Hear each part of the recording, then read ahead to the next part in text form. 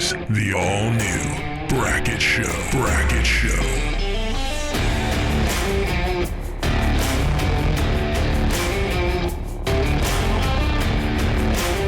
And now, here's Chris Brackett. What's up, everybody? This is the Brackett Show. We're on episode 8. I was just telling Chris right here how I almost cut my hand off this week with a power washer. With a power washer? Okay. I was getting everything ready for hunting season the calm before the storm. We do, yeah. Right? I'm getting everything ready. I told you it's going to be the dark side of the moon. The deer weren't going to be doing anything, so I was in super clean mode before my partner in crime, old Kirky Poo, and the guys get into deer camp as we get closer to the rut, and getting everything cleaned up and I was doing something, man, and that water come across the top of my hand, and I thought I peeled it back. It was pretty bad the other day. Yeah. I mean, if you were to cut your hand off, though, that would add just like an interesting dynamic to the show. That's all we I should get need. you a hook or something. Yeah, that'd be amazing. Yeah, I feel like it would fit you somehow. Yeah, I like it.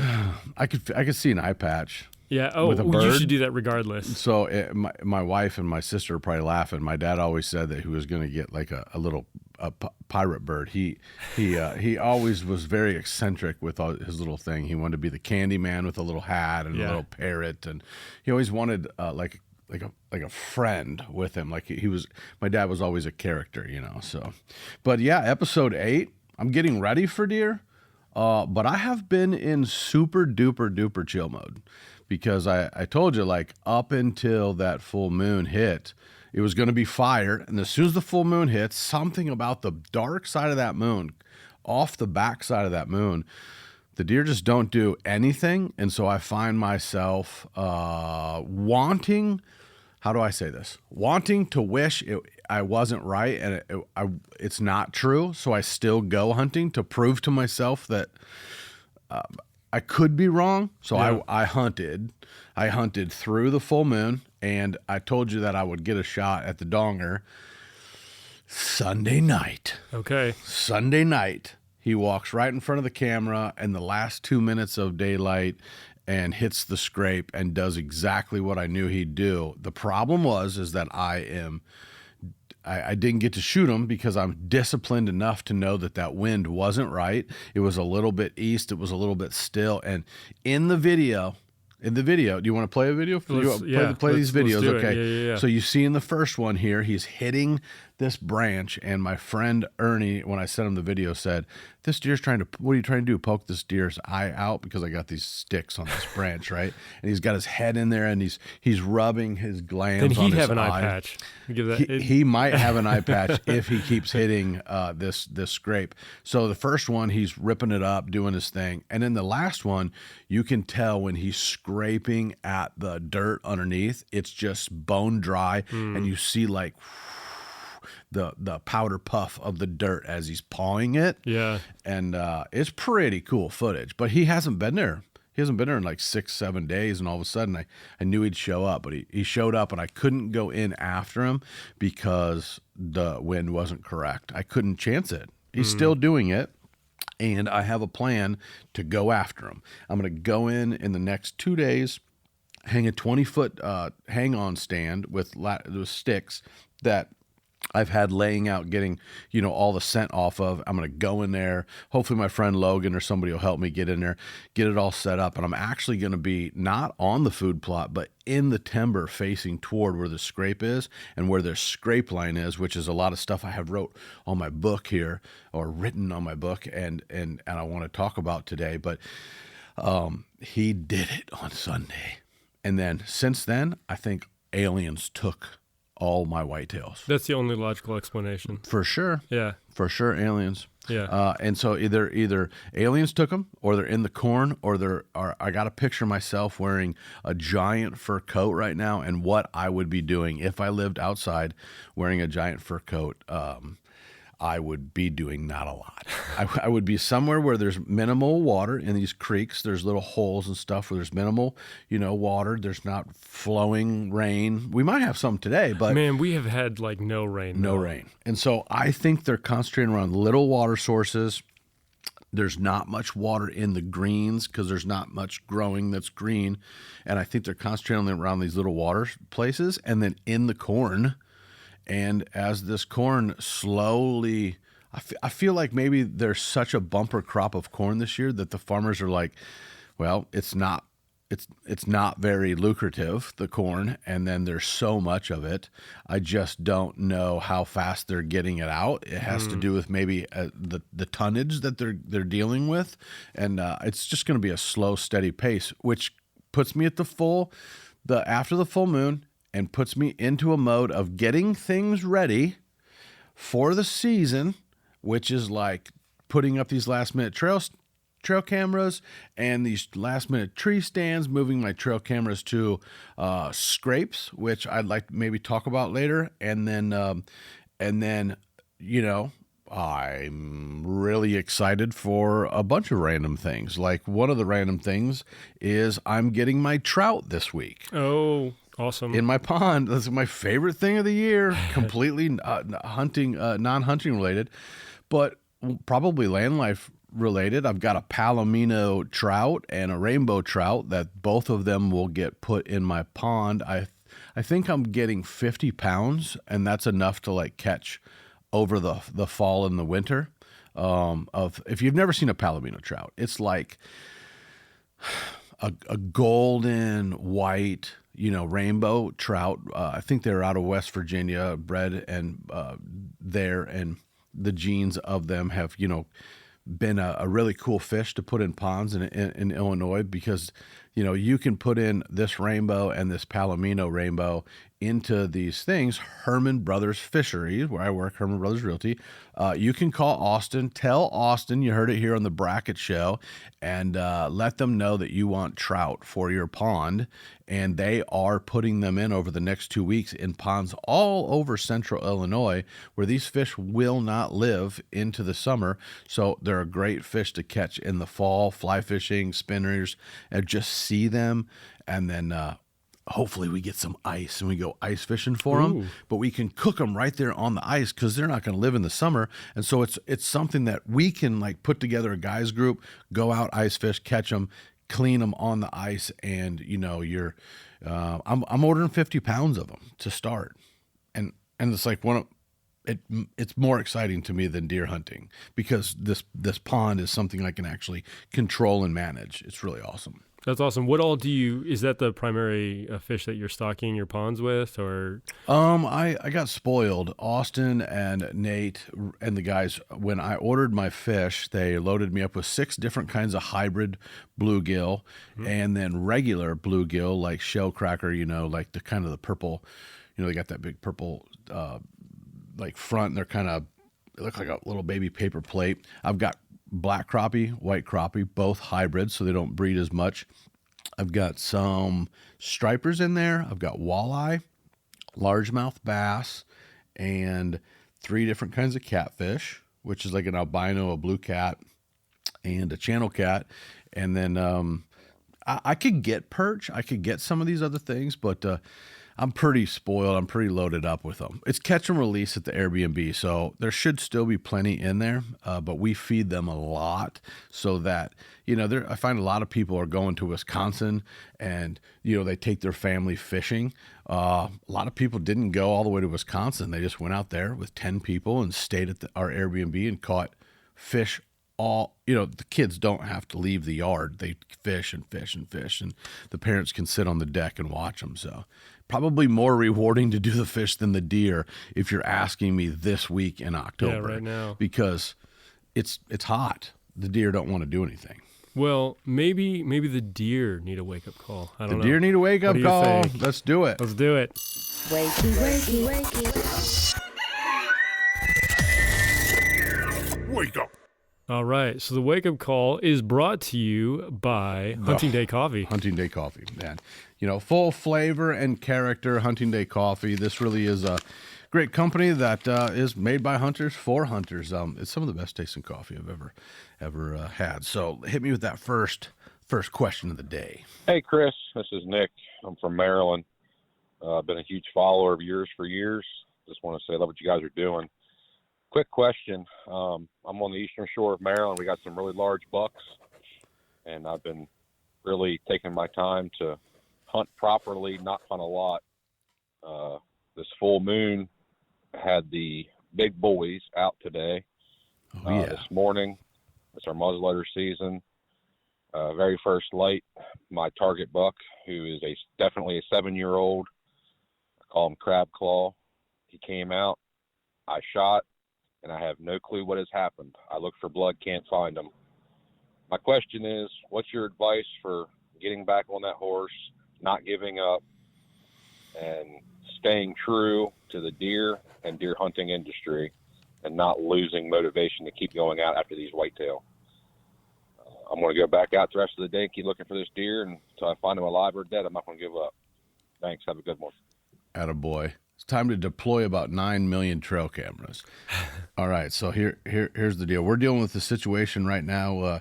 I'm sure he'll tell the story one day, but one of my friends probably wouldn't want me to mention a name. He's a big whitetail hunter, big buck killer, and he's actually put an arrow in the same giant deer twice in a week. It's been a feast or famine this time of the season. Was able to key in on this giant deer and get an arrow into him. And then actually the deer was still alive, hitting the trail cameras the next day, moved in on him and actually was able to put a second arrow in him. Just the deer doing deer stuff in a home location. And then they actually waited a whole nother evening, went in there yesterday, and can't find the deer anywhere. Still can't find him. And they jumped him, and he's still alive. And so he's got 2 arrows in him, and probably that is another level more than this gentleman's talking about that we have to deal with, because it's a game of hunting. And remember the kind of that. Do you put it in the category of a game, or is it a blood sport? Or, when it comes back to whitetails for me, this is the number one thing that keeps me back in the game. The whitetail deer is still on my number one list to ask Jesus when I get there, our Creator Yahweh, when I get to heaven. Whitetail deer is on my list. Like, how can I put so much time and effort and love into an animal that's just a big fuzzy furry goat that will jump out in front of my wife's car at a second, just as fast as it can outsmart me in a field, right? So, one, don't lose heart, because it is truly the adventure of you followed the full moon, you followed protocol, and you made a good decision on what stand to go to. You outsmarted the deer. It's all about outsmarting the deer. The secondary part of the wounding and the never shooting them bad and hitting them perfect and being perfect, no one's perfect, right? So the encounter and outsmarting that deer is the first thing that you should always count on. Number 2, having the heart as a hunter to never give up on a deer or a recovery or finding out what happened to that deer is something that not only do we owe our love for the chase or the game or the pursuit of a living creature, we owe that to ourselves as our character when no one's watching, when no one calls into the show, to stay on that. And so, one, I want to commend you for that. Number 2, a muzzleloader is a tricky thing. So it's funny that you should say muzzleloader. First off, the muzzleloader and slugs for shotgun bullets, the actual bullet itself, are not made for expanding and killing nowadays. They are made for accuracy. So in the accuracy, I would love to have a company that's out there start making bullets, actual bullets that are softer, that expand, because the velocity on a muzzleloader isn't fast enough to vaporize the lungs or go through and do the damage a rifle does. A rifle does by shock. A muzzleloader and a shotgun slug will be like a projectile going through, not creating a wound channel, but more creating more of a cut. And the smaller they are, the more accurate they are. And so a muzzleloader bullet is one of those things that you're probably not going to have a blood trail, right? So you can't give up on that. In Maryland right now, there's a lot of greens. It's lots of grown up or whatever. So if if legal in your state, I would call and get on like deer drone recovery, which is a whole nother crazy topic. But the thermal drone deer recovery guys that the Hunter Podcast guys have had on, that stuff is pretty incredible. We can't use it here in Illinois, but if that deer is laying there and giving off a heat signature, they're going to find it. So one, I might call a thermal drone guy if you haven't found the deer yet. And then number two, know that muzzleloader bullet is just not going to do any damage to make it bleed. So I think your pursuit is to either grid search, or look into the thermal stuff, use technology, or then even get a dog, because even a dog trailing, Tracker John, and what I've learned there is not only is the animal giving off some type of blood or some type of, essence out of the hole that you should put in the animal, it's also giving out signs of distress in its body and its glands. And so the dogs that are really good at tracking, like Tracker John's dogs or some of these guys that have trained and have good tracking dogs, they're actually tracking on pinpointing the animal that's in distress and using that animal's scent to pursue it after they identify that's the wounded one. So way over my pay grade. But I think if you just stay on those kind of options and don't lose heart, how cool is that we just talked about all of those things, the pursuit, the outsmarting the animal, and then all the different ways to track it. It's more than just the shooting of the buck anymore. It's all of this that goes together. And one of my tricks and tactics is that if you can't find the deer dead and you can't find sign that he's mortally wounded, the next step that I would pursue would be trail cameras, as many of them as you can, maybe even drop some trees, or however you have to put up something to where they have these little pinches they go through. And there's something I was thinking of last night that I wanted to tell the listeners and the viewers. If you have to go to a Walmart,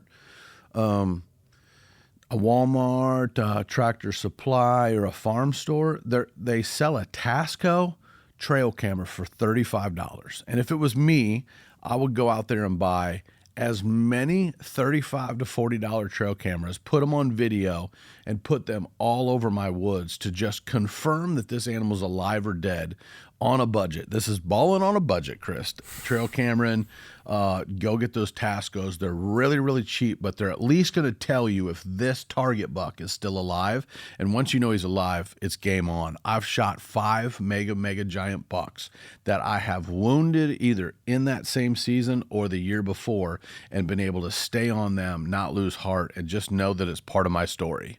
And that's what you get when you chase big deer that are smart and tough.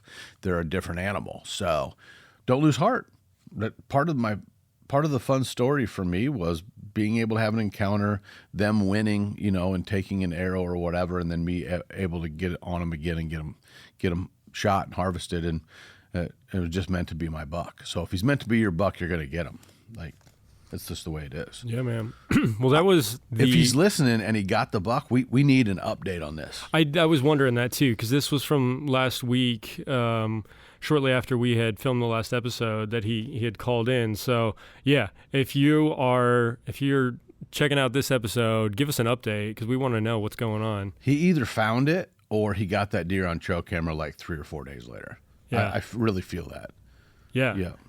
Well, that was the wake-up call, which is brought to you by Hunting Day Coffee. If you want to call in and ask us a question, you can call 309-761... 5263. Which is land. Yeah. Right? Yeah, 5263 is LAND.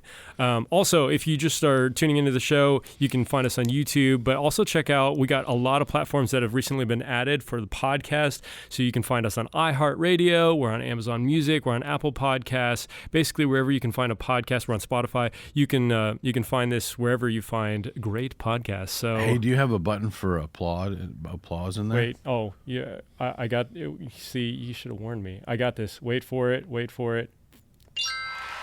Give it up for Chris, everybody. He's making it on all formats because you wanted it. He's making it happen. Yeah, Chris it's out there. Everybody. It's out there. Yeah, if you Thanks, go, buddy.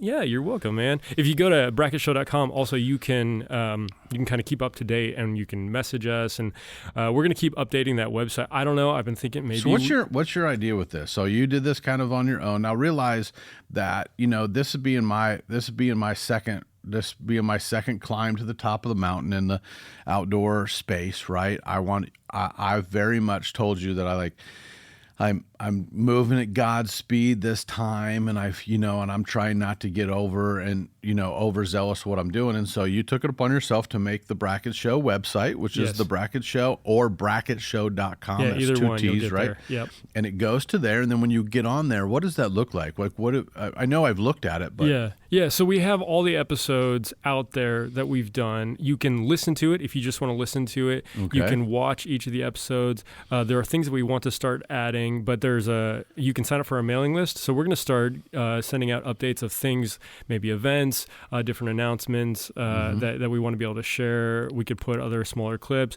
I think what I see as we continue on, and let us know if this interests you, the listener. Yeah, we love the feedback. Like, I would love to kind of work to build out a community. Like YouTube is great, Facebook's great, Instagram.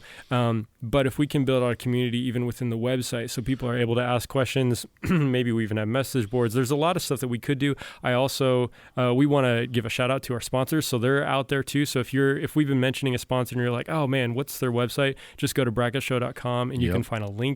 But I'm thinking about merch too. We've had a number of people asking, so we don't have anything out there yet, but there are some things that I have in mind, so we'll see.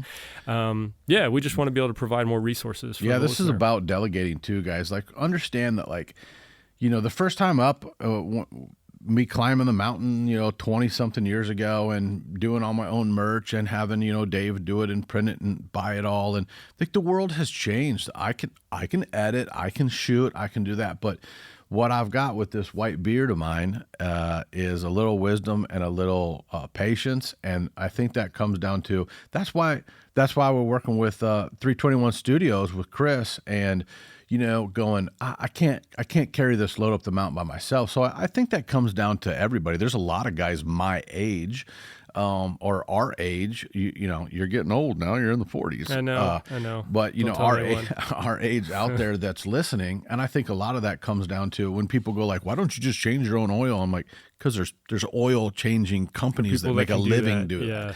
I'm going to concentrate on my lane. So. Get with those people that you trust and have a conversation and be honest and go forward. You may be able to make something really cool that God's blessing, just like this show. And we just thank you. And we had, I got so many, emails and messages that were like life-changing. Like, guys were listening to episode 3 and guys were listening to the idol conversation that's on episode 7, and just really heartfelt stuff that, I haven't had a lot of women email me or message me or whatever, which is good. I'd love to figure out how our wives can handle those, but lots of men just going, preach, brother. Like, I'm in, like you had me, check myself at the door. And when I went to deer hunting this week, I just talked to God and I sat there and I just kind of reevaluated my life, which kind of goes back to the question we just answered for the wake-up call, which is, it's his plan. It's not really yours. And you can fly a little too fast for what he's got going on. And sometimes if you stop and smell the roses and understand the sacrifice, it makes a lot more sense. Yeah, man. It has been awesome to see the response. And, I think people are getting to know you better, or a new version of you. People are getting to know me for the first time. That's one of the reasons why I like to try to introduce different segments where we can get to know each other. So I actually have one that I want to do with you. Oh, snap. Okay. So what I'm calling it is first or worst. So I'm going to give you a topic and you can tell me about either the first time or your worst experience. So for this, your either first or your worst vehicle, car or truck.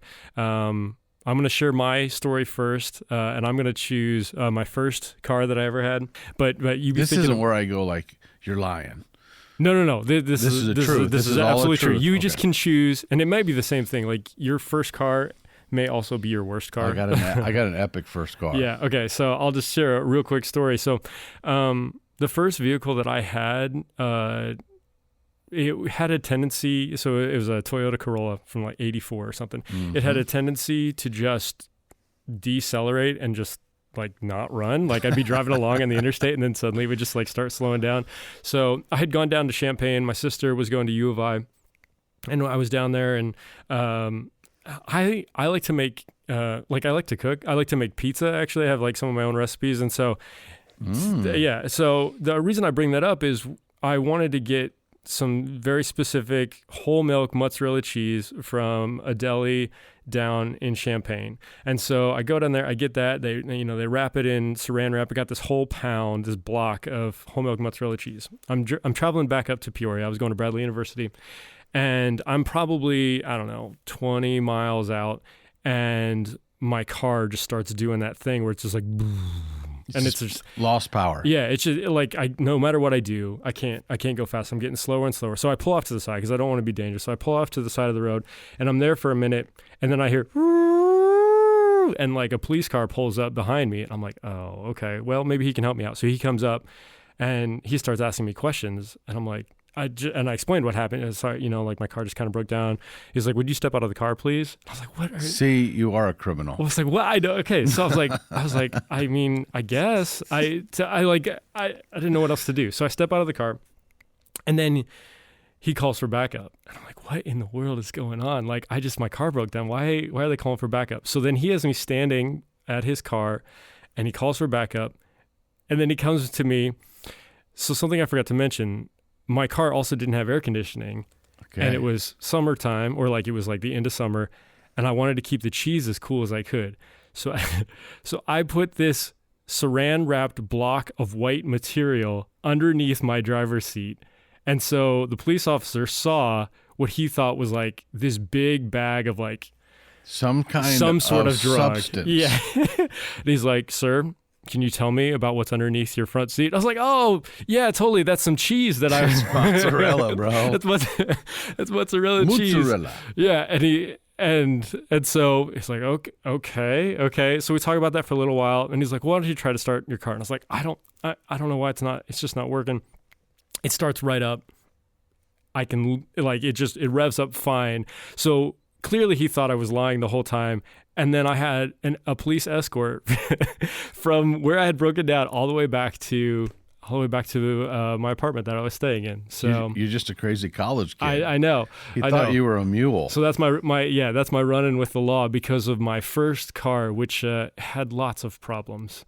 So who did you junk it, or did you sell it to somebody else? It junked itself. it was over. It just got to a point where it no longer ran. Did he end up laughing at the end, or no? Was not amused. There was no laughter. No amusement. I mean, I was like torn between being really amused and terrified. Yeah. Because I was like, I mean, that does look really suspicious. Oh yeah. Like I was in like Tazewell County by a bridge with a big block of white stuff surrounded with something that looked like something out of Miami-Dade police CSI down there. But I promise it was indeed mozzarella cheese, and the pizza was delicious. So let me tie a bow around that story. So how about you? My first vehicle was a 78 International Scout. Ooh. Yeah, black and white, big tires, came out of Colorado, had welded bumpers on it. And my dad wanted, he was a Jeep guy and he wanted me to get a cool truck. But it didn't like to run either. And I took the top off and I could never get the top back on. So like I had a convertible like in the fall, in the early spring. And like it was just a tank, if you know what an International Scout is. On my license plate, it read Gravedigger because it looked like the monster truck Gravedigger. Yeah, that's awesome. So that was my that was my first vehicle. And does it have to be vehicle worst or just worst one? No, I mean, and that. I mean, vehicle's fine, and you can share about both or share about my one. My worst experience in a car was I took my dad's XR7 Cougar 5.0 or 5.4 liter, like super fast, white XR7 Cougar in the middle of the day. And my buddy was in the car with me, and I was on his road on Middle Road by the airport in Bartonville. And I reached 100-something miles an hour. I bottomed out on the bottom of this hill, and when we came up over the hill, man. I Dukes-a-Hazarded it about 10, 15 feet in the air. When I landed, it blew out the tires and skidded sideways. And if you've seen them, the XR7 Cougars are like really pointed, and it stuck into the ground in this fence row. Oh, no. Flipped the car up, hit a telephone pole about 20 foot up, and then flipped the car 5 or 6 times in a circle, but sideways flipping. My buddy that already had a broken leg flew out of the car 100 feet out into the field and lands, gets up, runs home. I'm trapped in the car upside down. I'm totally fine. I got a scar here on the side of my head. I broke the windshield out with my forehead, or not the windshield, but the side window out with my forehead, and still got scars to stay trapped in their jaws of life. But both of us were fine. Crazy. Just banged up. Yeah. Worst part is that when they drug me through and out of the car, I had wrecked the car in July in Illinois into a fence row of the whole thing of poison oak. Oh, bring that back. When they drug me through it and they got me to the hospital, and they got to cut off all your clothes, and they got to check your booty hole and everything else. Everywhere where they touched me with their gloves after they touched my clothing, I got poison ivy on 90% of my body. Oh, man. And it was the most miserable. My head was swelled up, and I was just looked like the Elephant Man for all those people who know what the Elephant Man is. And that was my worst car experience ever. Oh, and we all walked sounds away. like it. Now, I may have CTE from the accident, but we won't know until I'm a little bit older. Not to mention PTSD about poison oak. Yeah. And so I've been super allergic to it, my whole Crazy. life. Anyways, that's my first and worst there All right. when it comes to cars. Well, there we go. I feel like we were able to get to know each other and commiserate a little bit on that. Yeah. All right. Well, why don't we get into kind of the main event here? So I know we're in a little bit of a low point as far as activity and stuff. So people are getting ready for the rut, getting ready for November. But here are a few questions related to some of that. Okay. Hello, Chris. Gary from Central Illinois. Gary. I would like some more insight on trail camera placement and setup strategies, along with any other tips and tricks you may have to share. Appreciate everything you're doing and all the tips and information you share. Thank you. Oh man, Gary. All right. Here's the deal. Here's what I wanted to talk about. Gary asked the perfect question. Trail cameras, what are we doing with them? And scrapes. They go hand in hand right now. We are looking at, what's our date right now? It is. What is the date? It's the 22nd today. This will go out probably the 23rd. Okay. So October 23rd, what would I do on October 23rd? How would I look at everything? Number one, first thing I'm doing, trail cameras. I personally have 15 trail cameras, Tacticams. Ben, Jeff, hey, if you're listening, Tacticam, big fan. I'd love to work with Tacticam. Just saying. I'm not saying that I need a hookup on trail cameras, but you're welcome to use all my footage, and I'll go get you footage. Anyways, a shameless plug, Tacticams. I love them. I love them. So I have 15 Tacticams right now, which is never enough. I need like 50. In the car, in the truck right now, in a milk crate with lithium batteries, and get them on a really fast SD card. Lowdown has Al from Lowdown has taught me about how fast the speed, and they have different classes. I think class 3 is like one of the fastest. I know that matters on the speed in which the cell cameras send the signal. So if you're having problems with trail cameras, make sure you're checking them cards. Make sure. Oh, I dropped my pen. And that you got here. Yeah, things are getting out of control. That you got lithium batteries in there and everything's good for your signal. Number one. Now, what to do with those trail cameras? If I'm going to do anything, I probably have 1 or 2 more days before I feel that the deer are going to move on this dark side of the moon, which would put us anytime before the 26th, really, okay?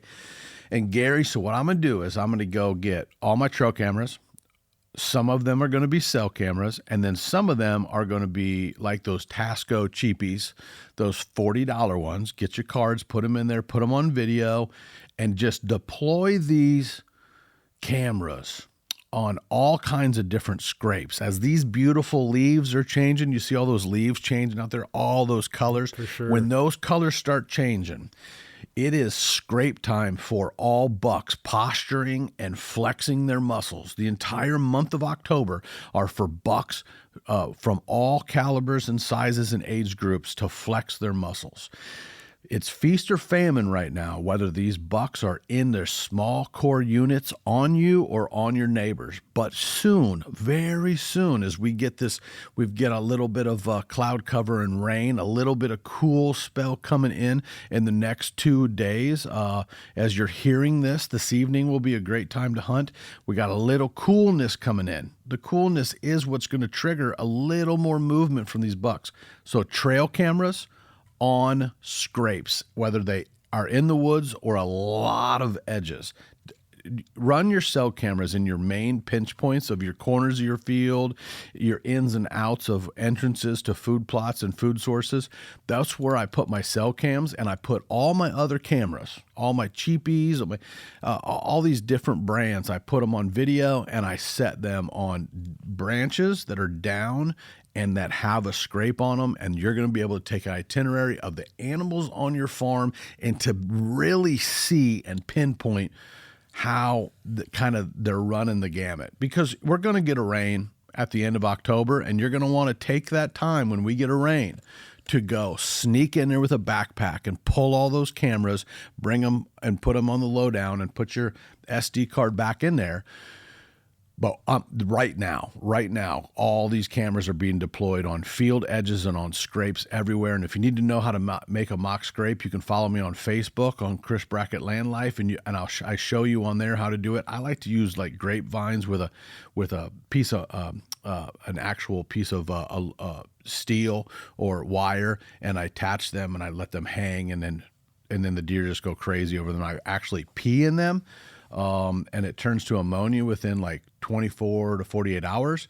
And once a deer hits it, then they take it over. And so that's what I'm saying, Gary. I'm saying get out there and just start moving all trail cameras, all of them, to scrapes, because they're going to tell you how this next phase of this pre-rut, fighting, scraping kind of things happening.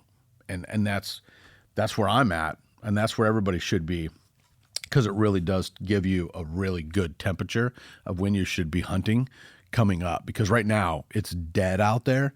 The mornings are really good, but I'm not hunting October mornings. We talked about this. I'm staying true to myself, but I'm gonna slip out in the middle of the day, put these cameras up, and these deer are gonna start doing their little cruise, and I'm gonna capitalize on the outsides. All hunting right. in. Yeah, man. Here's a question related to scrapes. Hey, Chris, this is Eric from Indiana. Huge fan, man. I loved watching Arrow Affliction at Fear No Evil as a kid. Thanks, Eric. You're a huge reason why I got into bow hunting. Hey, my question is, I've got a stand set up about 75, 80 yards from a very active scrape. Mm-hmm. But the problem is the scrape is right next to bedding. I don't have a stand set up on that scrape. Is it too late? Is it a bad idea to try and squeeze in there, set a stand up over that scrape, right like on the edge of their bedding, and try and make a move on some of the big mature bucks that I've got coming out and hitting that scrape right at last light? Thanks, Chris. Have a good one. I feel like this is a common topic that a lot of folks wrestle with, and they're looking for confirmation on kind of what does that scrape mean. To me, the scrape means that a deer is in that area. I don't know if it's at nighttime or during the day, and I know that deer likes the height of that branch. Does that make sense? And like what I'm saying, like the simplicity of it. Do not, Eric, talk yourself into that this scrape is the scrape of all scrapes, right? Like don't don't talk yourself into, if I look over that scrape, right, that buck, the buck I'm after is going to keep coming to that scrape. There's a couple different tactics here. One, I believe that you can play it a little safer, and I'm gonna kind of guess what you're talking about. I'm gonna guess that you're talking about you have a stand somewhere in close to this area, but you're not directly over that scrape. Just like I was talking about my blind and my food plot on my scrape that my buck's hitting, all my deer are hitting. It's because it's the only branch that height, and I've made it into that scrape over the years. The bucks just continue to hit it, and I'm actually going to backdoor these deer and get into more of a position that I'm a ways away from the scrape, actually downwind of the scrape, and the food plot, because I can get away with murder there, and I can get in this tree and still see everything going on, but I'm on the downwind side of all this. So I think what you do is you look for that scrape, and then you move downwind of it, and don't be scared to go take a branch from somewhere else or create your own scrape. Put on rubber gloves if you have to. Go take a pair of easy cuts or a saw, cut down a branch that, let's say, deer are using that's in your front yard or in a park, or that you know where another scrape is. Go get that branch, handle it with kid gloves, and try not to put any scent on it. Wear your rubber boots up there.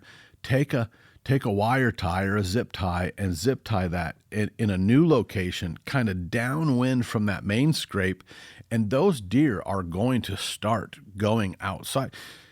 If you were to go and use like a Mark Jury trick, and you were to go cut the branch that's above the scrape where that deer's doing that scrape, you can stop them from using that scrape and make them use yours that's in a better location. So for me, I'm about strategy. Like I want to be in the location that I can win in the wind with the wind, and be the sneaky ninja. And I'm gonna know that deer's coming to that field, but I don't put everything into the fact that he's going to hit that scrape. I heard a story yesterday from my friend Ernie, which we were talking about. He literally shut all the blind windows except for this one, because he was convinced, and he talked himself into, that this buck was going to hit this scrape.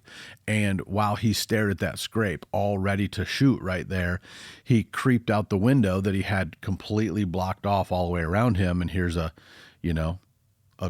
mega giant that he's after standing next to him and went behind him, and he never got a shot because he was so falsely confident on the scrape in front of him. So don't make that mistake, Eric.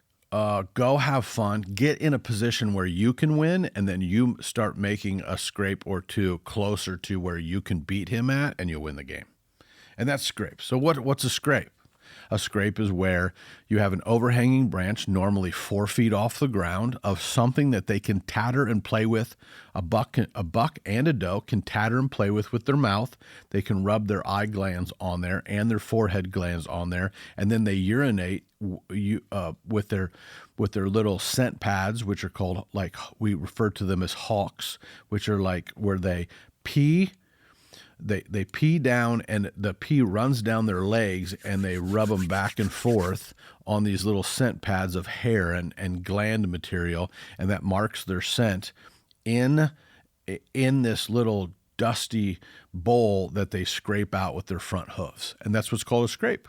And so they're just marking their territory. They're big, giant, fuzzy goats that don't really have a brain. They're more susceptible to interaction with humans and pressure than anything else. And so don't concentrate on that sucker. Put yourself in a position to capitalize on being sneaky and winning, and you can put a scrape anywhere you want it. Anywhere you want it. You can even dig a hole and put a tree in it and create your own scrape tree. Right now, in this time when it's so dry, the hard part is not leaving any of your human intrusion while doing such a, mock scrape situation.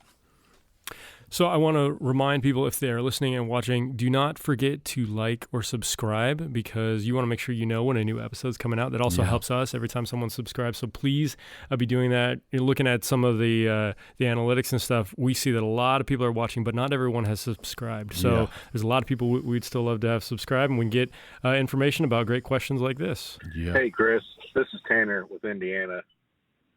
I have a question about reservoir properties. Like, I'm starting to hunt some public land that is it's a reservoir that they drain every year. My question is do you have any experience with how bucks tend to use that type of terrain versus like rolling hills and stuff? Because it's hilly country, but it's a lot of drainages. It drops off into the bottom of the reservoir. So a lot of drainages like coves and things like that up against the bottom of the reservoir. It's just new country to me, and a little bit of insight might help if you have any experience with that type of thing. Thanks. My Indiana guys. Reservoir, body of water, defined as a body of water influxed by man, that's controlling the dam level, correct? I mean, that's how I would perceive that question. Yeah, I think so. So a reservoir would be a man-made dam of some form that would raise and lower the water level depending on how it was needed or how to, I think reservoirs are sometimes to prevent what happened to your brother in Tennessee or down in North Carolina and things like that. Like, a lot of times it holds water and they go ahead and get rid of it right before a rain. And so I think what he's talking about, it could be a waterfowl reservoir, which would then hold waterfowl, but then be open to hunting, probably state ground like he's talking about. I think I have to go back in my brain, and a lot of people, like my friends Frank and Ernie that I was talking to, they were asking how I answer these questions and how does it flow, and it seems very authentic. Yeah, because you have no idea what. I have no idea about the question. Yeah, try to stump you. And so I kind of work through what somebody's asking in this context, and then as I'm working through it, I'm playing through my brain. Every scenario that I would have ever encountered, or in my photographic brain, how I would work a reservoir or some type of body of water that influxes by man-made at different times of the season. This happens a lot with waterfowl, but when it comes to whitetail, I've hunted places like Rice Lake in Illinois, which is a body of water that influxes with the river. I just recently went to a place in Tennessee that's a flooded area for ducks and waterfowl that's deer hunted by a friend of mine. Shout out to Brandon and the guys down there. Go Vols, right? Hey, how about that? They're on fire, baseball and football. But and then I've hunted other ones where like Carbondale. I've hunted down at Horseshoe Lake, which is another reservoir. Here's what I can tell you about that. You are going to find a lot of the animals, the bigger animals, the bigger bucks. I'm going to look for fast-growing vegetation that's still green. A lot of that's going to have to do with the water temperature and around the water areas, your cattails that maybe will add a very instantaneous, like escape cover. You heard me talk about cattails before. It's like an overlooked thing. So if I'm going to look at water at all, I'm going to find those things that are very prevalent to water sources like cattails, like Phragmites. I'm going to find these areas that are pretty much impenetrable to lazy humans, right? Or even coyotes. And normally that's where you're going to find the secure cover. Maybe islands. You're going to have to look at the topography. So I know it's a little bit of more repetition when we get these type of questions. We want to look for those topography changes. There are going to be islands and points that come out that have a 10 to 15 to 20% or 20 foot ratio of drop from where the water went out, they're still going to be using those top little pieces, those little islands that jet out, those little points that jet out. They're normally going to have the multiflora rows. They're going to have really fast growing oaks in there because the roots are really filled with water. And then looking for fast security cover like a cattail or a phragmite or these really fast growing plants along the edge of the water. Never be scared to, look at what I call an edge, which is the water edge. Like if you can use a boat to get in or you can walk, this is going to be soft ground. You're going to be able to really tell what's muddy that they can't walk in and then what's solid ground that they can walk in. And it's going to give a lot of information. So I think that's a really good start. The thick stuff, cattails, phragmites, the little islands, the little things that are 10 or 15 feet higher than what the water level are, that's where you're going to find these little concentrations with kind of fast escape cover nearby. Mm-hmm. Hey, Chris, this is Justin from Southern Illinois. Hey, my question is about in-season scouting. So I see a lot of conflicting information online about when to go into an area and scout and look for sign and when to stay out and just let a spot sit. So if you would, could you just discuss about when to go into an area, when to back out, and what sign to look for? I appreciate the podcast and all the information you put out there. As a young bow hunter, I feel like it's really given me a lot to turn my head on and think about. And yeah, just appreciate all you're doing and keep doing what you're doing, man. Love it. That's great. All right. Here's how I handle it. When to hunt, when to go strong, when to back off. All going to be weather dependent. Number one. What's rule? Do you remember big buck activity rule number one? You're saying weather trumps everything. Yep. I wish I had that button. Weather trumps everything. When you get those 80-degree days, man, in October, go ahead and invade. I'm going to look at when to invade. So you never find me invading on a weekend. Why would that be?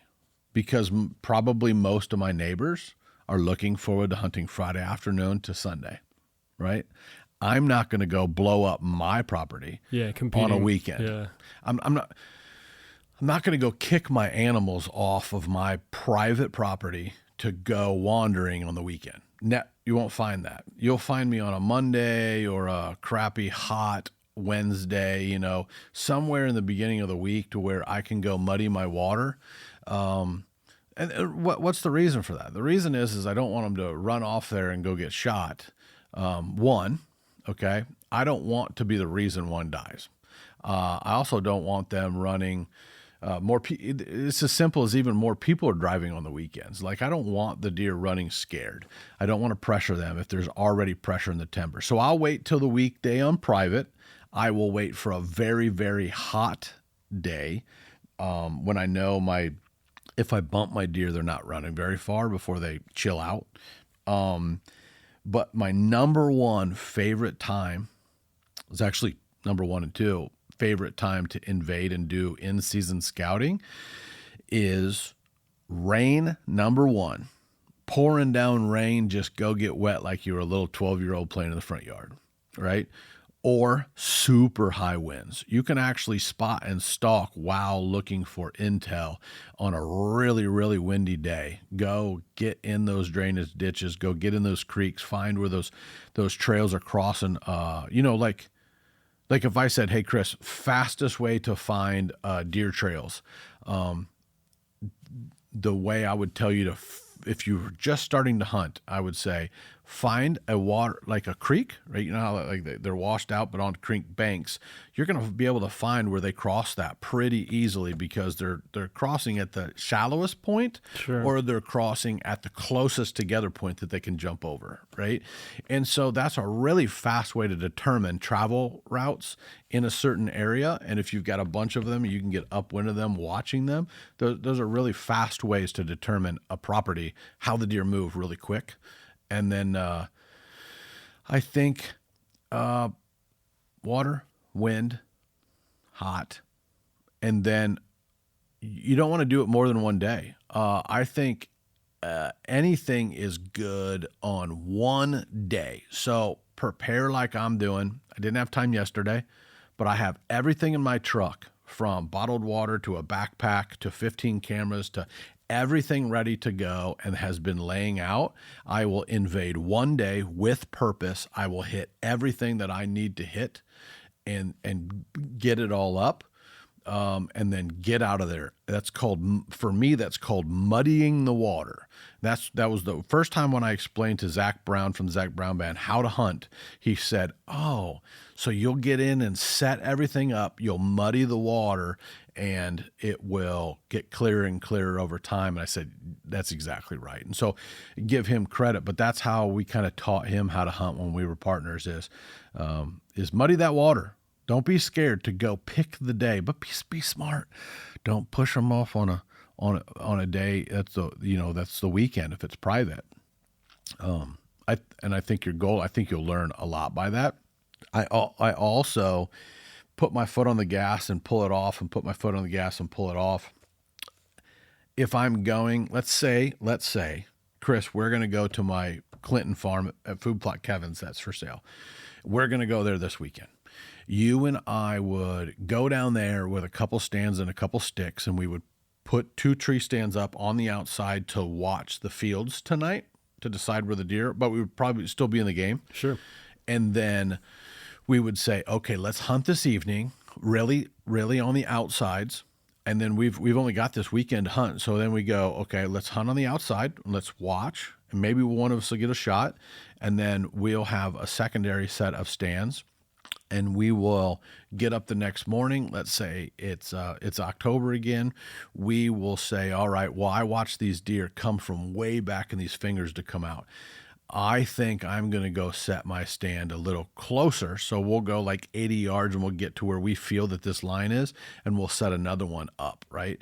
And I kind of work my scouting visually in the middle of the afternoon. I'll get one further out, I'll watch, then I'll move closer, get one up and hunt, and then get out. And now I've got 2 sets that I've got on one field. One's closer and one's further out.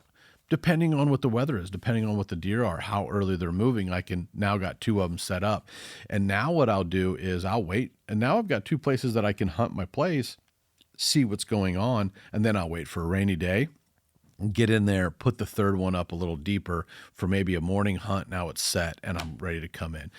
Probably the easiest way to do it is just to either invade and get everything done, or to slowly kind of invade, right?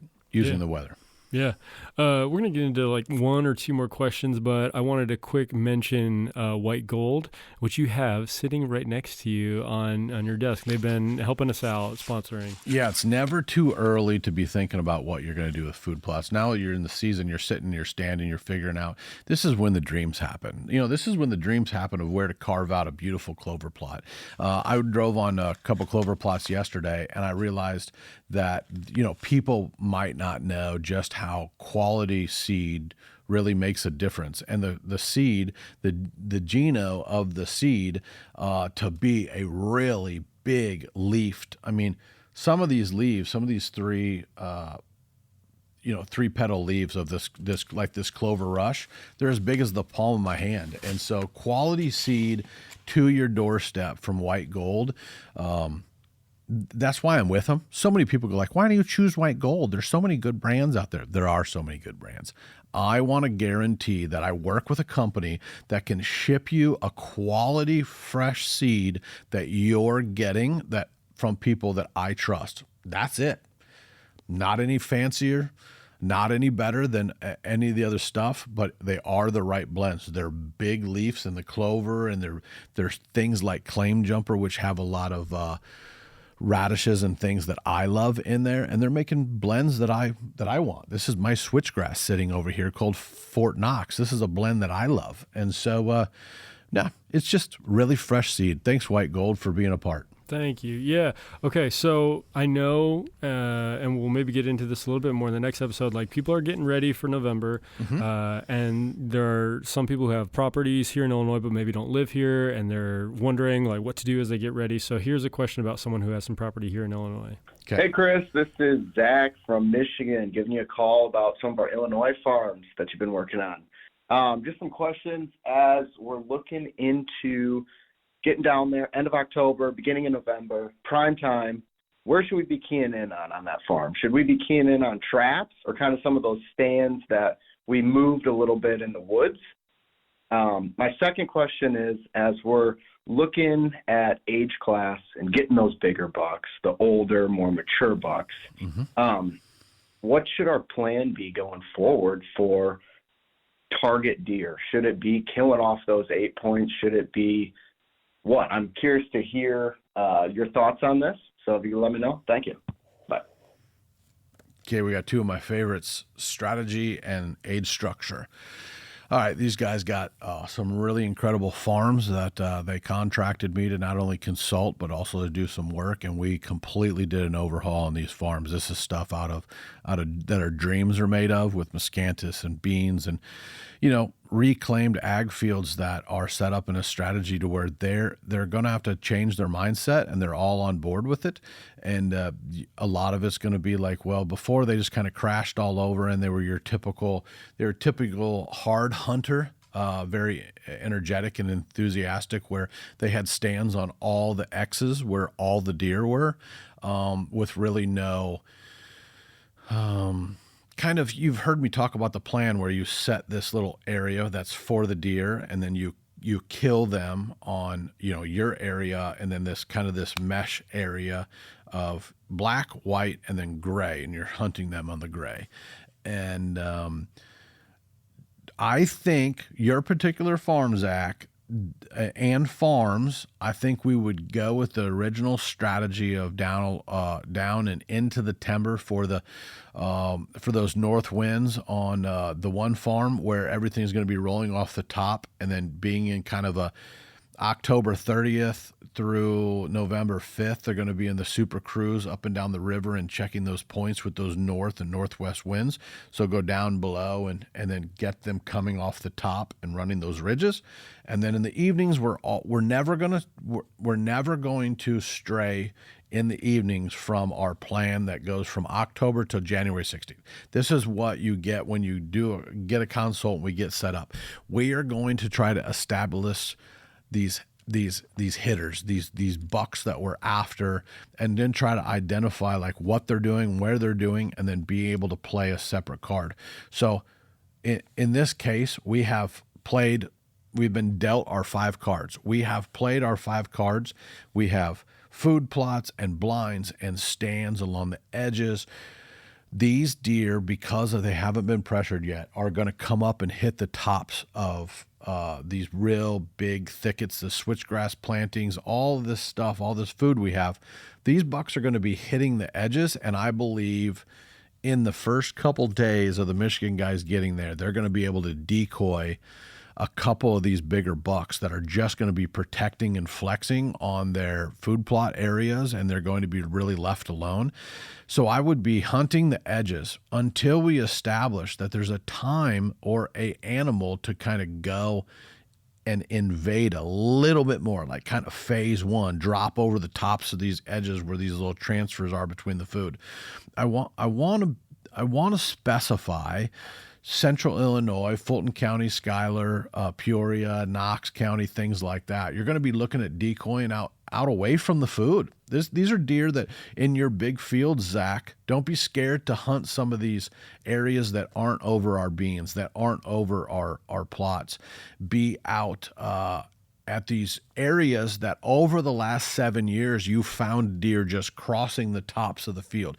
In the evening, buck's up. He knows that all the chicks, all the girls, I don't mean it derogatory, I'm PC. My wife would laugh, chicks. So all the does are out in the green plots and in the beans, and they're frolicking, and they still got their fawns and whatever, and nobody's really ready. But the bucks are feeling froggy, and they're wanting to fight, and they're wanting to walk, and they're wanting to roam, and they're wanting to posture. They're just going to get up from this draw, go across the field, and they're going to, and you're not going to see a lot of deer in some of these little points and some of these little stands on the edge of the bean field. Don't be scared to go hunt them. You don't have to hunt over the food plots. Most of your big deer are going to get killed. The food sources are there to fool the animals in the fact of you're presenting food close to their bedroom and they're going to be able to move and whatever. The big dogs know that food's there. They've been eating on it. They know that there's a social element to all of the food sources. So they're going to be kind of bebopping around in these weird kind of spots that you can picture over years of watching big deer do, that they're just, when they stand on their feet, they're going to walk across that field, or they're going to go out, stand in the middle of this soybean field and make a decision what their nightly routine looks like. That's how you're going to kind of capitalize on some of these older deer. They are not going to be with all the women and children at the buffet. They're not going to be at Pizza Ranch. They're going to be off eating in the parking lot, having a tailgate, and maybe wrestling with the guys back there, drinking some Budweisers or something. So I want you to kind of keep that element to it. When it comes to the mature animal, don't be scared of doing a little rattling. Don't be scared of being off the food, out there in those bean fields, at the top of some of those switchgrass plantings, where you might not see 50 deer like the guy sitting on the food plot. But if there's a big buck that's cruising and you've got a bedded doe or a little buck decoy, or you're just off the side of some of those fingers, you're going to give him an old snort, wheeze him. He's going to react. He's going to come in. You're going to kill him. You'll be like, that was too easy. Don't have to key in on staying at the Pizza Ranches and at the La Bamba Mexican restaurant and all the stuff that's fancy and fun and it's crammed on a Friday night in Morton, so those are kind of my tactics. I would look at mature bucks. You're going to want to determine if there has been EHD. Some of your deer have disappeared. I think you're going to see them start moving in around the 26th through the Halloween, and you're going to see new bucks hitting these scrapes if you moved your cameras to the scrape side. I wouldn't get too antsy about you don't have a lot of competition around there, so you're really gloves off on your farm this year, and you're kind of watching. This is when you wait till November 1 and invade those mornings into the woods off of these food plots, and you're going to see some really great rut activity, and you're going to know real quick if some of these big bruiser bucks that you see, now we're going for age over beauty. We've got these big 8-pointers. We've got big, massy bodied animals. Remember, if age over beauty, 100%, and the encounter is what makes a hunt, really. So if he's coming in doing the dance, doing the TV stuff right in front of you, enjoy that moment, because that doesn't happen to everybody. Yeah, man, age over beauty. That's why I let you do most of the talking. Yeah. Yeah. All right. Bump. Oh, how about that? Hey, so we're going to kind of wrap things up. So why don't you give us the lowdown? Well, the lowdown is I started doing my own haircuts. Oh, look at that. Well, what was I talking about beauty? I mean, come on. I'm doing my own haircuts right there. nowadays. Nice. See, so if you're just listening to the show, you need to be watching on YouTube so you can see this. Yeah, so the lowdown is I've been doing my new haircuts. I'm really excited for my trout, and the lowdown is pretty much the breakdown here I'm going to give you as we exit for episode 8. The lowdown is a very high-speed viewer out of Wisconsin. Al from Wisconsin came up with a very fast 4K 7-inch screen viewer that you put SD cards in. It comes in this little case, and to me, at first, I thought, well, this would be really cool. I can, put my SD cards in there and I can transfer them to my bigger card. It's got a save card, and then it has a little camera card. So when I get to my cameras on my farms that are remote, I can pull those camera cards. One thing I can tell you is most of your cell cameras take a lot more pictures than they're sending. So make sure you're keeping those cards. You can put that card in there when you're out running around, like the guys from Michigan. They come down to their farm and let's say they kill a big buck and they're running in there with their side-by-side to get the buck out. They can pull these cards, throw them in here, and deposit all the pictures right here to the save card. My save card is full of all my shooter bucks from all my farms, because I put my cards in and I save them and I zoom in and I screenshot and I do all this stuff. And then when like Kirk shows up, I can hook this low-down viewer, high-speed viewer, to HDMI cord that goes to the big TV, and we can go through and zoom in on points, and it's something fun to do that deer hunting psychopaths love to do. So check out the low-down high-speed trail camera viewer, which you can go to Brackett Show, BRACKETT show.com, and the links on there. Check them out. Awesome. Yeah, check them out. Also, make sure to call. We love hearing your calls, and that helps make the show go. So if you want to be part of the show, more than just listening or watching, you can call the landline at 309-761-5263. 761 LAND, LAND. Awesome. And so the lowdown really is that I have trail cameras. I'm going to deploy them. That's the new cool trail camera word. I'm going to deploy them all over my farm on every scrape that I can either make or find. I'm actually going to take my lawnmower out and mow some trails through my switchgrass. This is going to be over the next 2 days, and then I'm going to muddy the water, and I'm going to get ready for Thursday, Friday. We got a little cold front coming on, and I think every day you're going to start seeing more and more deer. I believe the aliens took all the deer, but I'm hoping they bring them back Thursday. That'd be nice of them. Yeah. And I still just to let you guys know that big landowners or big land leasers like myself, right here in the heart of Illinois, with some I sell land, I own farms. I only have like one shooter. Like, don't freak yet. Just don't freak. It's 2024, October 2024, pre-rut October. It's feast or famine. You either have big deer in a very small area and you've capitalized on that, or they haven't moved on to you yet. So cross your fingers, stay the course, leave your stuff alone, get prepared, and those deer we have to have confidence that those deer will move. And don't, bring down your expectations of that trophy. If you're hunting a trophy and your dream is to kill a 150-inch deer, don't shoot a 130. Stick to your goals. You don't just have to kill one. We will applaud you in the encounters over and over and over because you can't kill a giant if you're killing good ones. And if you have extra deer on your farm, because your trail cameras tell you have extra deer on your farm, don't just look at it as a renewable resource. It's not a renewable resource. No matter what the DNR tells you, no matter what anybody tells you, it's not a renewable resource in the fact of big deer are big deer for a reason, and they take a lot of time and a lot of effort to grow and get them to there and keep them healthy, because all they really want to do is die, get hit by a car, get diseased. They're actually a fragile animal the older they get. So, man, episode 8. We've done 8 of these. Yeah. Pre-rut, coming off the dark side of the moon. I'm more excited about putting trout in my pond than I am deer hunting right now. And the leaves are turning. Spend time with the family. Go get some apple cider and some apple. What does Tanner sell with those apple cider donuts? Yeah, man. Go take your kids. That's the truth. Enjoy stuff with your family while the weather is absolutely incredible. November 1, we start grinding for big bucks, but make sure you spend that family time, man. Yeah, that's it. Sounds good. It's the Brackett Show, episode 8. Go subscribe. Tell your friends.